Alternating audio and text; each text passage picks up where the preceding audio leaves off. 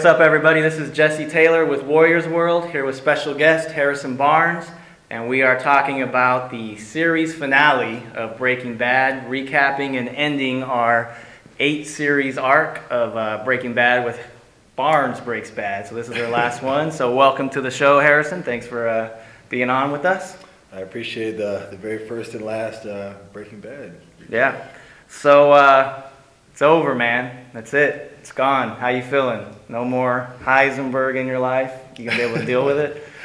I'm not really sure how to feel. You know, like we were talking about, before the camera got on. This was just such a good series, and even though it was a good ending, I just didn't want that to end.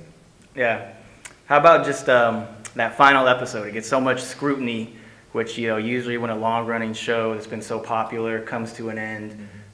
All this attention is on it. All these fans, people on social media, people who have never even watched it before are watching it. So there's a lot of scrutiny around it. How did you feel? Were you happy with that last episode? Disappointed? What were you feeling? Not necessarily about the show being over, but just about that episode specifically. I was happy with the episode. Obviously, I'm a huge, Breaking Bad fan. So, I didn't think that any episode that they could have done, even if they would have stretched it out for a couple more seasons, would have been good enough. But yeah. I thought the way they did it, how much time it had to elapse in that last episode, I feel like they did a good job. Yeah, I agree. I've talked to some people that are big fans of the show. Some people loved it. One guy that, I talked to about it pretty often he's kind of disappointed because he said it was like, put a big bow on it. Everything seemed to tie up too carefully. Like, it all kind of worked out perfectly for him in the end. But I didn't mind that. You want a show that kind of wraps everything up, and I didn't really have a problem with it. I can see where people are coming from with that. That it was almost like for all the mistakes that he made throughout the whole show, everything went bad, and in the very end, it kind of worked out for him. So I don't know if you had that perspective or heard that from people as well.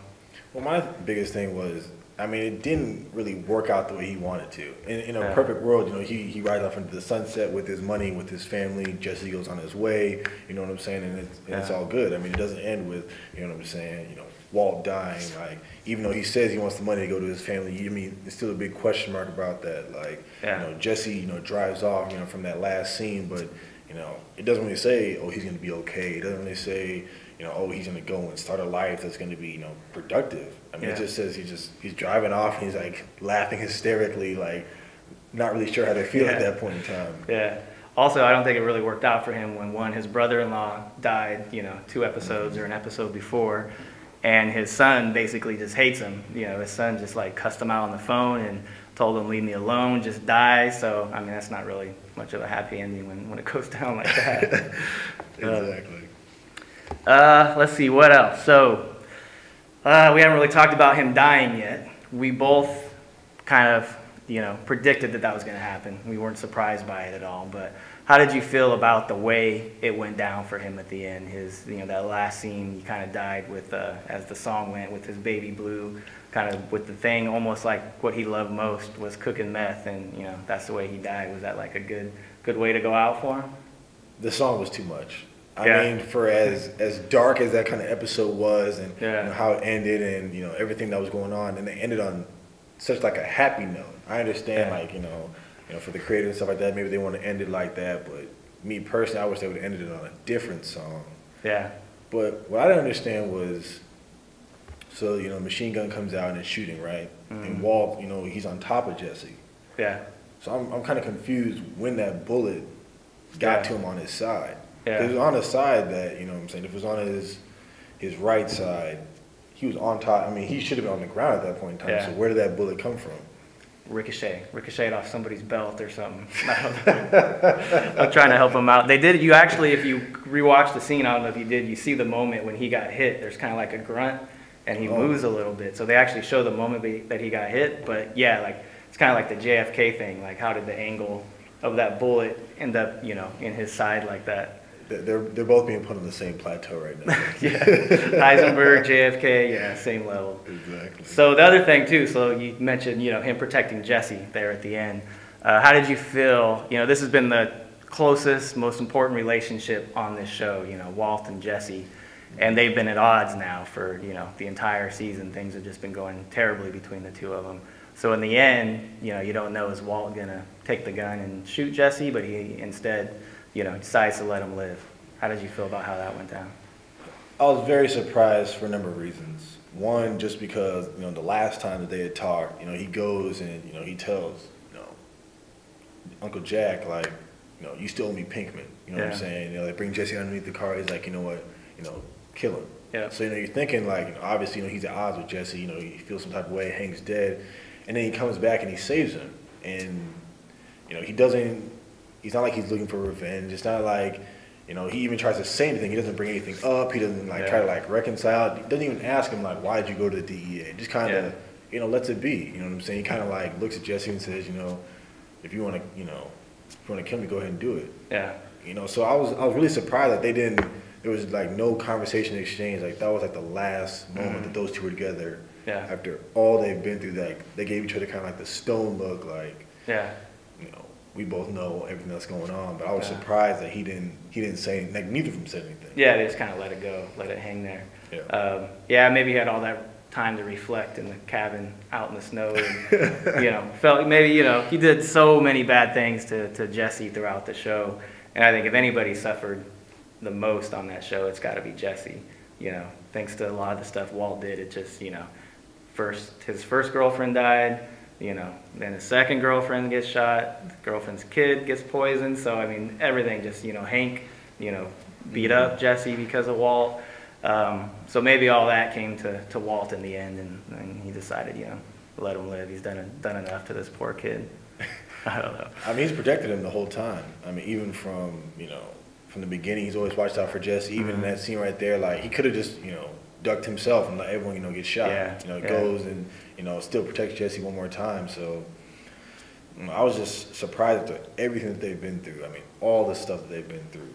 Not one word was said. Yeah, maybe they're trying to, like, build up the tension, because that whole scene, you know, Walt's got the gun, Jesse's standing there, and then you question, okay, is he going to kill him? Is he going to shoot him? Then he slid him the gun, and then basically he wants Jesse to take him out of his misery, and Jesse refuses to do it. He doesn't want to give him that out. Well, Jesse said, and I want you to tell me that you want me to shoot me. And it was so weird, because it reminded me of that scene where it was Jesse, Walt, and Saul out in the desert. He was like, tell me you need a favor from me. You know what I'm saying? Tell me you need my help. Tell me you want me to do something for you. Like, you know, throughout this season, Jesse's been, like, asking, you know, Walt to pretty much acknowledge that, you know, he means more to him than what he's portraying. I thought that was, like, another instance of, like, you know, tell me you want to shoot me. Tell me you want me to shoot you. Like, you know, why would you say that? Like, you know, you've been in, you know, captivity for who knows how long because of this guy. Like, he told somebody to kill you on point. You know, it wasn't for, you know, Psycho Todd over there. You know, you'd be dead. Like, and after all that, he still said, you know, I want you to say it. I was surprised. I think it could even tie back into the whole Gale situation, where Jesse was kind of forced to shoot this guy, and then he had to live. And that's the other thing, you know, that I forgot to mention, all the bad things with Jesse. Is, you know, the guilt from murdering this semi-innocent guy. Yeah, he's cooking meth, but he seems like a decent person who doesn't really break the law outside of cooking meth. That one little thing. Exactly. So maybe Jesse wanted Walt to say, you know, you shoot me, so then Jesse doesn't have to feel the guilt of killing him. I don't know. That was what I thought. So. Yeah, it was odd, to say the least. And then your boy Todd, Jesse got a chance to get back at him. That was a pretty brutal way for him to go out, but much deserved, right? Todd has always just been like, I can't even describe this guy. Like, he went from, like, you know, okay, he's like just like a solid soldier type, you know what I'm saying, right when they first met him, you know, when they were doing the houses and all that kind of stuff. And then somewhere along the line, he just, like, fell off into, like, this creepy, like, Lydia obsessed, like, just, like, psycho. Like, he's, like, looking out the window, like, after everyone shot, like, not concerned, like, oh, Uncle Jack, are you okay? Like, where are all these dead bodies? He's, like, looking out the window, like, what's going on out there? Like, he was infatuated with the whole system in the trunk. Like, he didn't care about everybody was dead. He was like, how did that happen? And he's, like, he looks there for, like, a good, you know, like, good 30 seconds, like, I wonder what's going on out there. And then, like, Jesse just comes behind him. It's just like, and takes him out.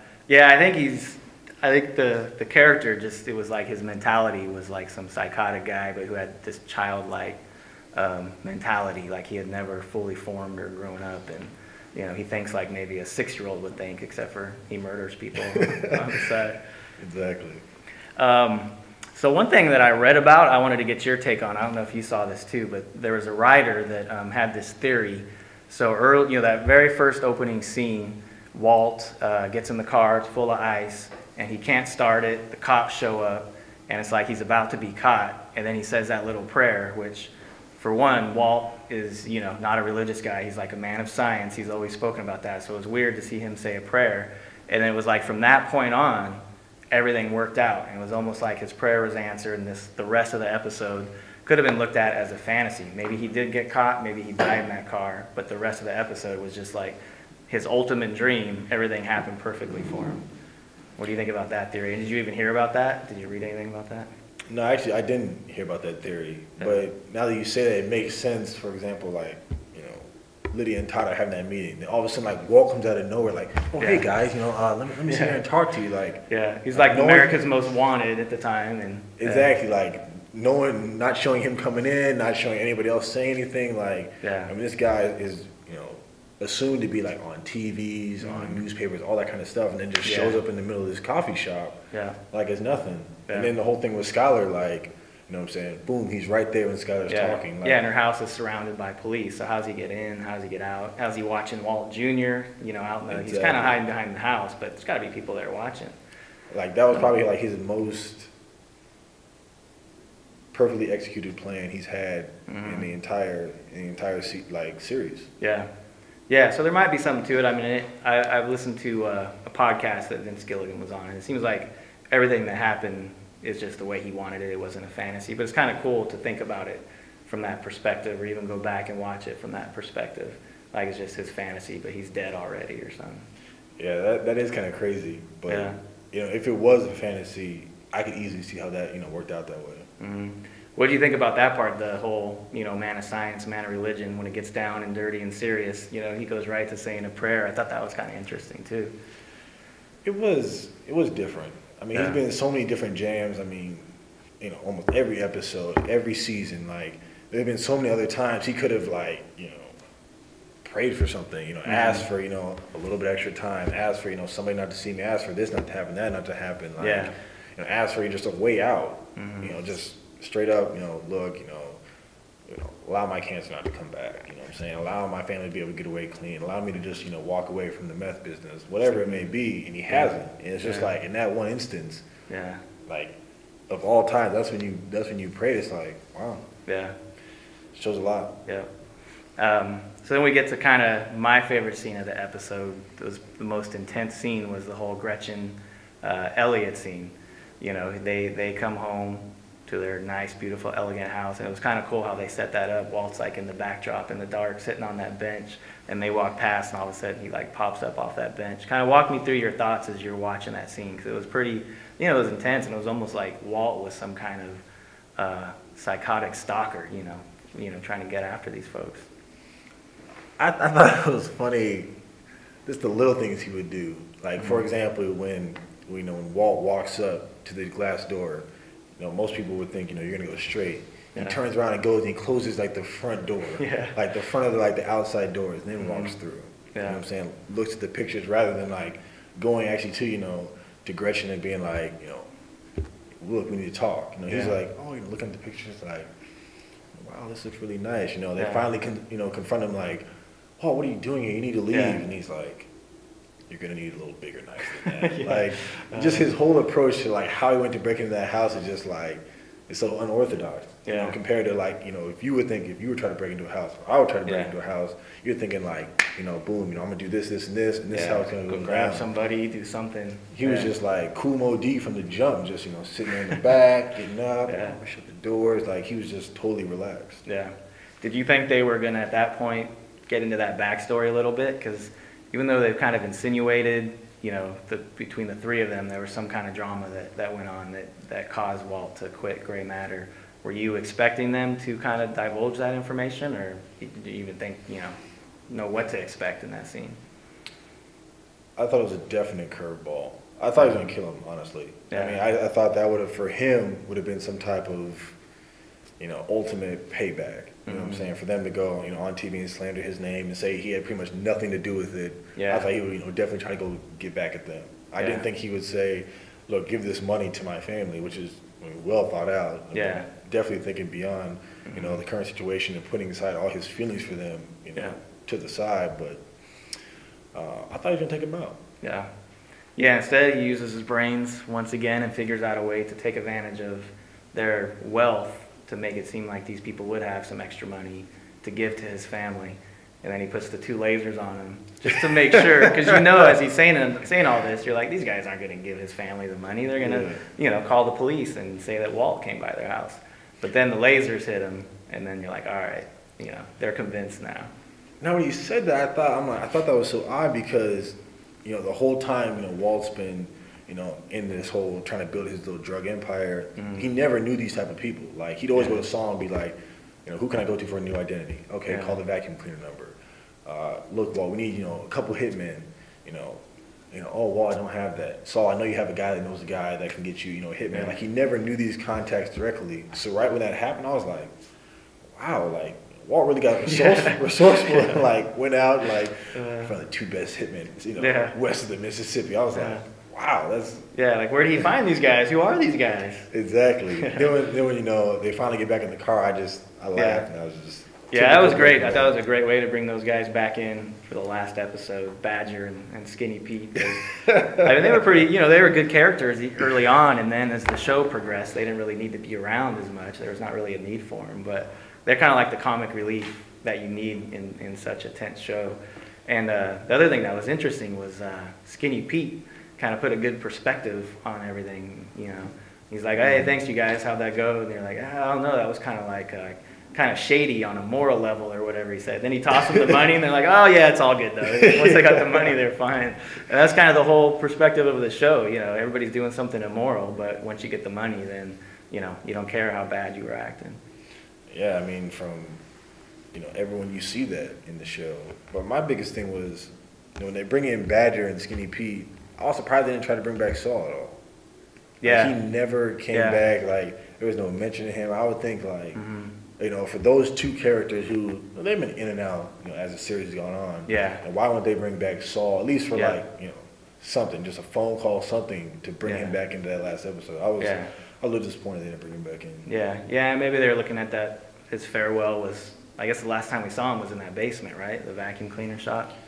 He was going to go work for Cinnabon or something in Nebraska, whatever it was. Just fall off the face of the earth. Yeah.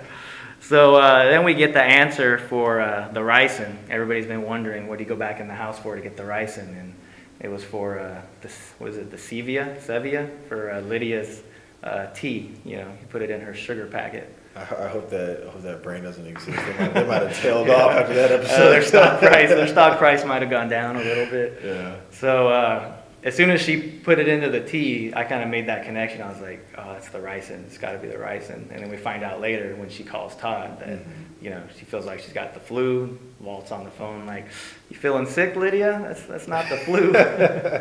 You kind of tell, though, because at first I didn't catch it. Like, you know, when she's putting the packet in. But then I think toward the end of that scene, it kind of like goes over her coffee. Yeah, the shrink kind of zooms sits there. Yeah. And, you know, she's, you know, spinning it around. So I was like, okay, that's probably where the ricin went. Yeah, and that's when I got it, too, was when they zoomed in on it. It was kind of obvious, I guess, at that point. Yeah, but before that, I really didn't know because they moved through that little sequence so quick. Like, they didn't show, like, you know, Walt talking to the neighbor like they did in, you know, the first episode of the season. Yeah. You know, they just kind of just showed real quickly, boom, he's grabbing the ricin. Yeah. He's sitting there, quick flashback to, you know, Hank and the whole family in that living room, and then he's out. So, like, they didn't really, like, show that like I thought they would. Yeah, and I guess he knew they would meet there and went there ahead of time and somehow injected the ricin into that packet. I don't know, glued it back together, whatever he did to get it in there where she wouldn't notice it. Yeah. Yeah.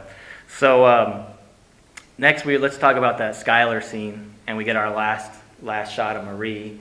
And typical Marie, she's still being kind of annoying and, you know, freaking out about Walt a little bit. No purple, though. No purple. Yeah, the purple's gone. What was the symbolism of the purple? Like, that was the good, it symbolized good or royalty. Yeah, so she's lost that, I guess. She's no longer royal. Not without Hank. She's got to have Hank to have the purple. So it was interesting in the beginning of that call, she's kind of like truce to Skylar. Like, they hadn't been talking or they've been arguing, so... Despite everything that's happened to Skylar, it seems like, you know, that relationship has still gone bad. Maybe Marie hasn't forgiven her or, you know, or whatever. I don't know if you kind of thought the same thing. Yeah, they didn't really seem like they were close.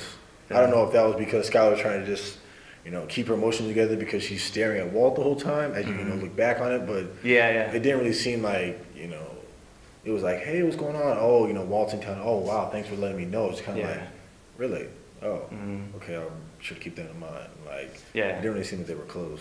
Yeah, maybe then once they cut that Walt's there, he was there the whole time, so she's trying to play it off. And Marie is just like freaking out about Walt being in town, and her typical self still caught up with Walt and tracking him down and finding him. One good thing Walt did was basically told her, where to find the body, so at least they could have that closure with Hank and Gomi there at the end. I thought that was a little too much.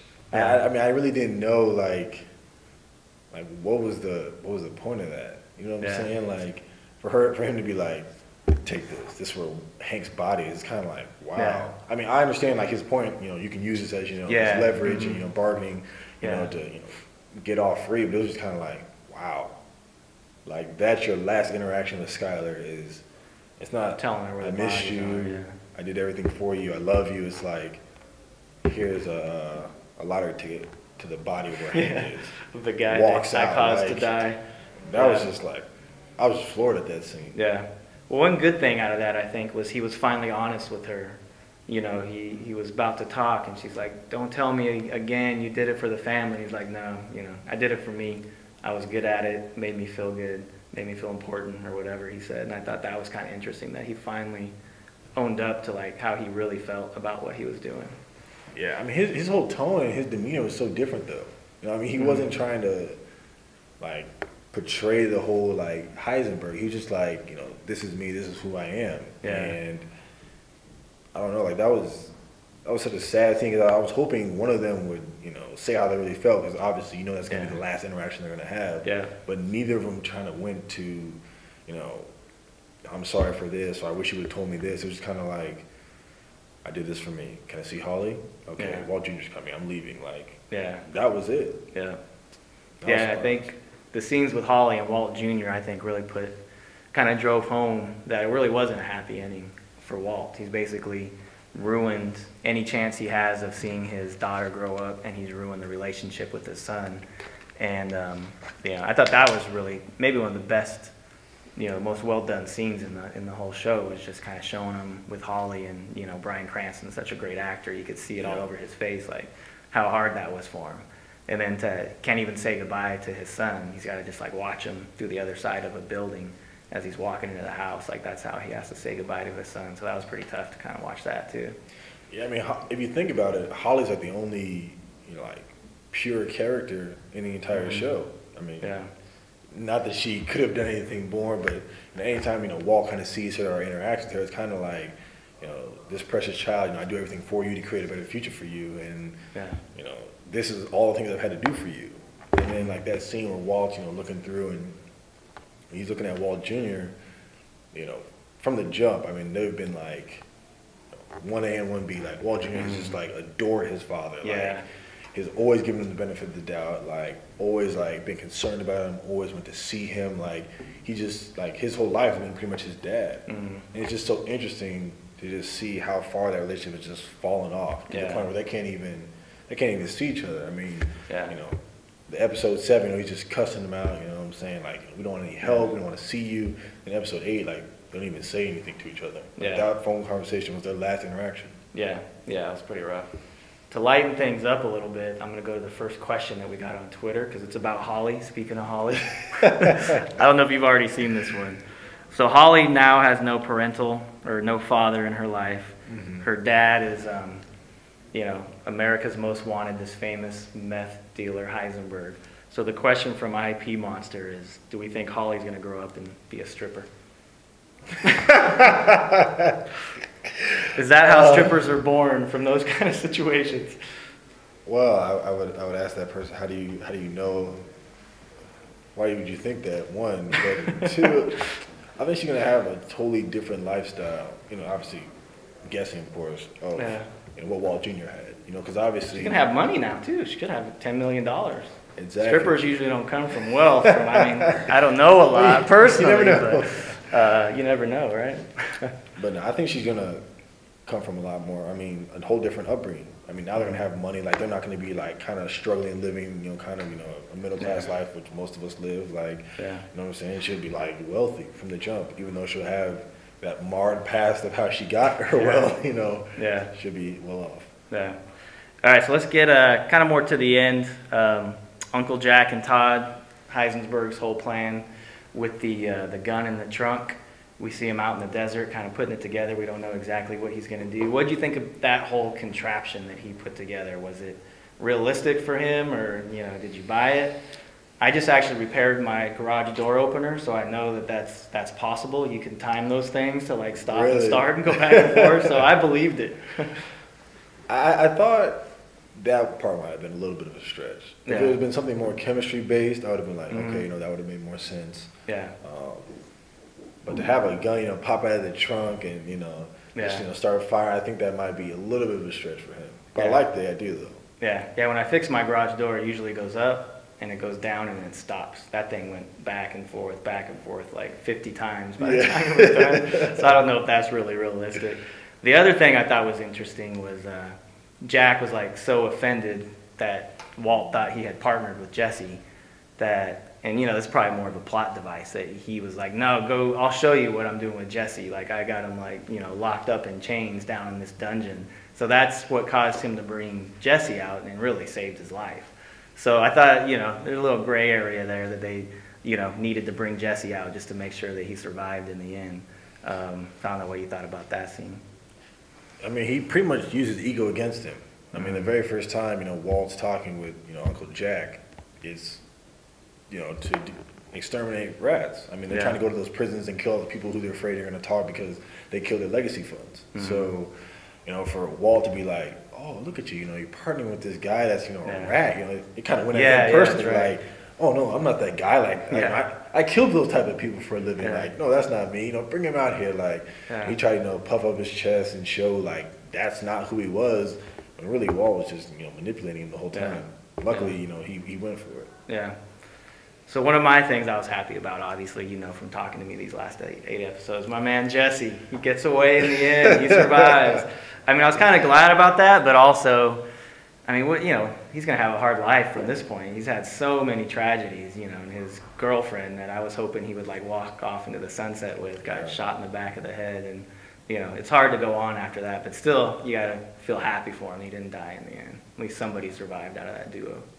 Yeah, I am happy for him. I thought that the whole last scene with, him, grabbing the wheel and doing all that, probably, nice little lead into Need for Speed, Yeah, exactly. It was like a promo for the new trailer for his movie. Exactly. But, I thought that was good that he was able to make it out. I figured, him and him and Walt weren't going to die. So I was just glad to see that, he was able to, obviously get away and, he looked like he was, healthy. Yeah. And I don't know if he was like happy. It was just more almost like relief or exasperation or something. He just had to let something out because, you've been chained up in a dungeon for a long time. You got to let a little energy out at that point. Was that the first time he ever smiled this whole season?